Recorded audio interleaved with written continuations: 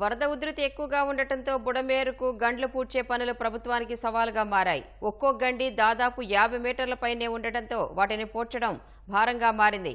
విజయవాడ నగరం వైపు 3 గంటలు పడగా మరోవైపు 4 గంటలు పడ్డాయి. వీటిలో విజయవాడ వైపు పడిన ఒక గండిని అతి కష్టం మీద పూడ్చారు. గండ్లు పూడ్చివేత పనులను మంత్రులు లోకేష్, నిమ్మల రామానాయుడు స్వయంగా పర్యవేక్షించారు. గండ్లు పడిన ప్రాంతానికి వెళ్లే మార్గం లేకపోవడంతో బురదలో మంత్రులు కాలినడకన అక్కడికి చేరుకున్నారు. బుడమేరుకు మళ్లీ క్రమంగా వరద పెరుగుతోంది. నిన్న 1000 క్యూసెక్కులు మాత్రమే ఉన్న వరద ప్రవాహం మళ్లీ పెరిగింది.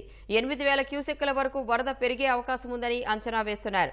గండి పడిన చోట ప్రస్తుతం 3 అడుగులకు బుడమేరు బెడ్ లెవెల్ పెరగ్గా అదనంగా వస్తున్న వరదతో మరో అడుగు పెరగవచ్చని అంచనా వేస్తున్నారు.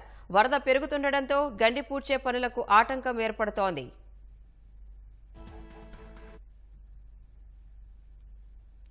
బుడమేరుకు మళ్లీ క్రమంగా వరద పెరుగుతోంది. దీనికి సంబంధించి మరింత సమాచారం మా ప్రతినిధి కృష్ణను అడిగి తెలుసుకుందాం. కృష్ణ, బుడమేరు పరిస్థితి ఏంటి? రాణి, ఏదైతే మొన్నటి నుంచి కొద్దిగా తగ్గుముఖం పెట్టిన బుడమేరు వరద మళ్ళీ క్రమంగా పెరుగుతుంది. ఏదైతే గత రాత్రి కురిసిన వర్షం అక్కడ అక్కడ లోతట్టు ప్రాంతాల్లో చేరిన వరద నీరు కూడా ప్రవహిస్తుంటుంది. ఈ మేర పెరిగిందని చెప్పి అంచనా వేస్తున్నారు. మొత్తంగా చూస్తే కనుక నిన్నటి వరకు ఎగువ ప్రాంతంలో దాదాపు 1000-1000 క్యూసెక్లు మాత్రమే వరద ప్రవాహం అది ఉంది.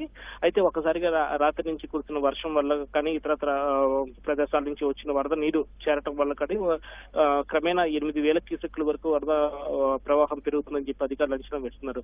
ప్రస్తుతం ఒక గండి అయితే పూడ్చగలిగారు. ఏదైతే నగరం వైపు పడిన 3 గంటలు ఉన్నాయో వాటిల్లో ఒక గండి అయితే పూడ్చగలిగారు.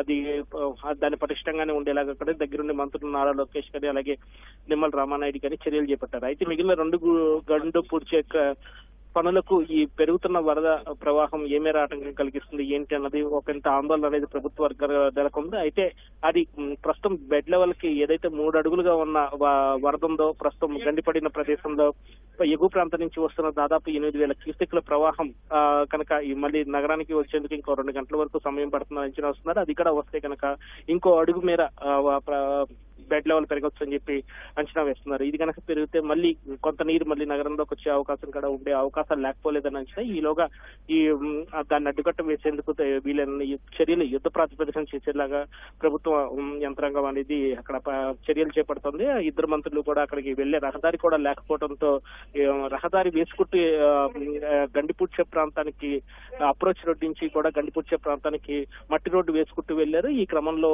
అటు లారీలు దిగబడిపోవటం, రోడ్ వేసే క్రమంలో మళ్ళీ వర్షం పడి కూరుకుపోవటం, వాహనాలు వంటి ఎన్ని ఇబ్బందులు ఎదురైనా సరే ఒక గండి అయితే అధికారులు ప్రస్తుతం పూడ్చగలిగారు. ఆ పూడ్చిన గండి ప్రాంతం నుంచి కూడా 2వ గండి పూడ్చే ప్రాంతానికి కూడా సేమ్ ఇదే ప్రక్రియతో ఏదైతే మళ్ళీ రహదారి వేసుకుంటూనే వెళ్లి 2వ గండి పూడ్చాల్సిన పనులు కొనసాగనున్నాయి.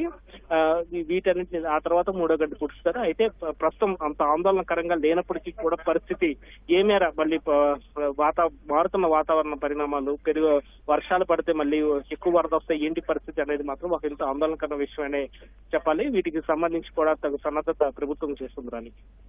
ధన్యవాదాలు కృష్ణ.